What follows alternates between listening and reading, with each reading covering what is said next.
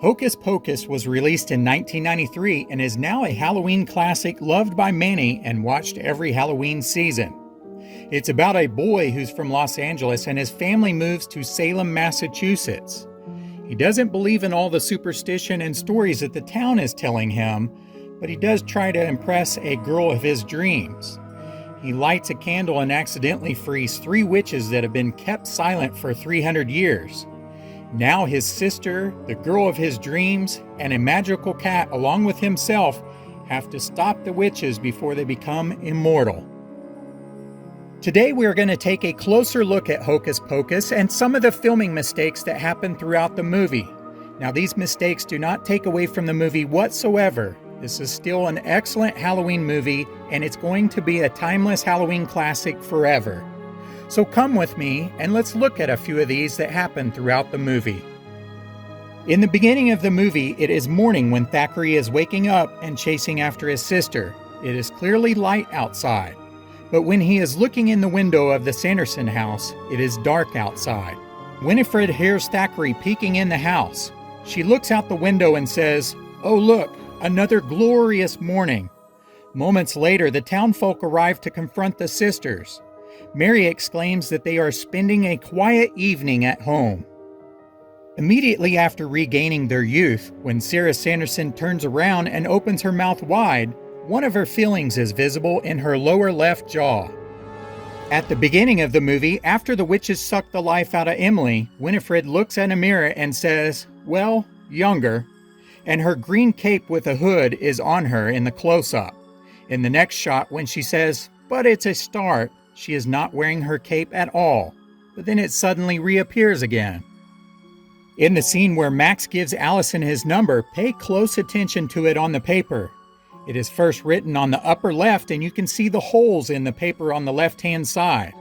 When she hands it back, it is in a different position on the paper. Also, it is further evidenced by the handwriting. It is completely different and most noticeable with the number 9. One other noticeable difference in this scene is Allison's hair. In the class, it is parted on the left-hand side, but as she hands the number back, it is parted on the right-hand side. The rest of the movie, it's parted on the left-hand side. When Max and Danny go into Allison's house to trick-or-treat, Allison gives Danny a lollipop.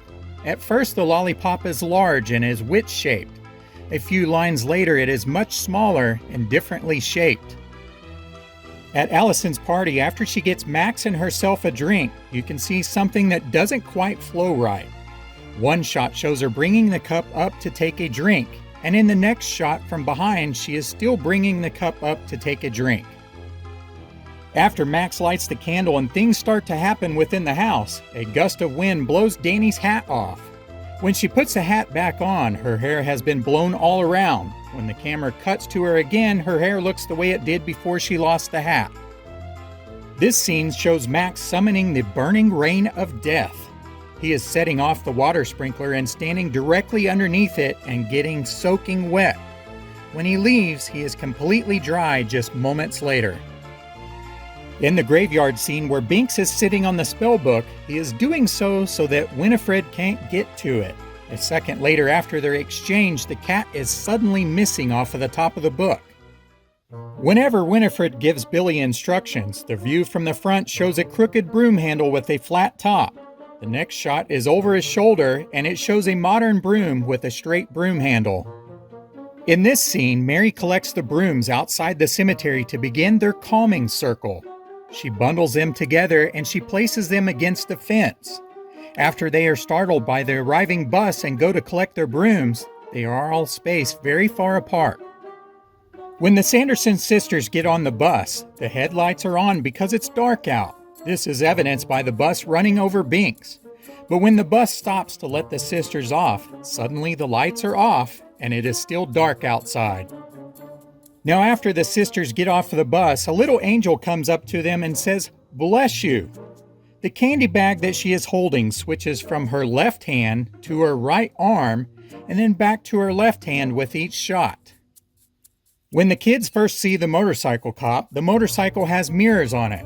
But when the camera then does a close-up of them talking to him, the mirror is missing. When it pans back out, you can suddenly see the mirrors reappear. When the sisters are in Satan's house and they meet the wife, pay close attention to her curlers. They change positions several times throughout this scene. When Sarah Sanderson first dances with Master, her skirt is down, but in the following shot, she has it bundled up in her right hand. When Satan's wife tells Mary to get out of the house, there's a cheese puff in Mary's mouth, but then it suddenly disappears with the changing shots. When the parents are at the party, Danny and Max's mother is dressed as Madonna. Pay close attention to the wedding ring on her finger. In one shot it is on her finger, and then in another shot it's gone.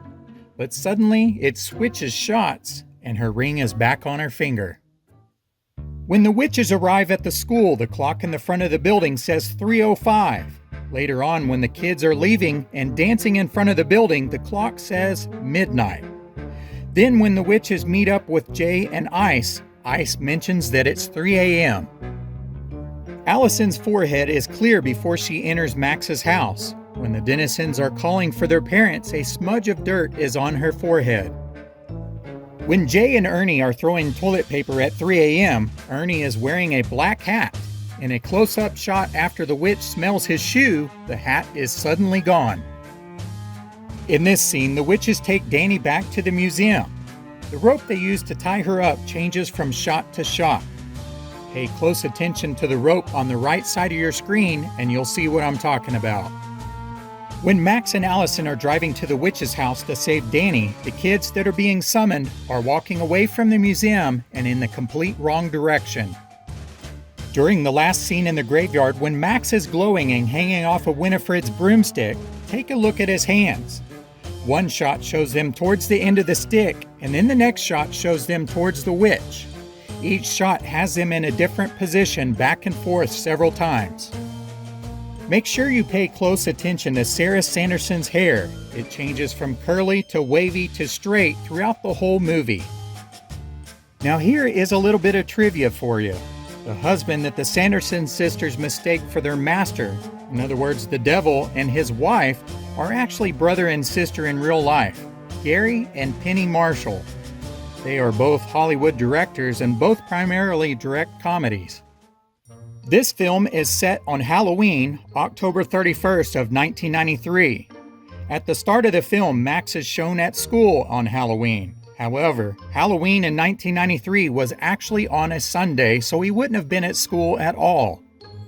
So that's going to do it for today's movie review. I hope you enjoyed it and found a few of these mistakes amusing and fun. That's all it's meant to be. These mistakes do not take away from the movie whatsoever, and they are very minor, but they're fun to find. At least I think they are.